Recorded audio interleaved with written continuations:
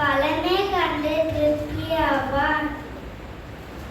என் ஆசனாரின் நீதிபதி தமிழ் சப்பினார் 14. உங்களிலே கலங்காதிருப்பதாக.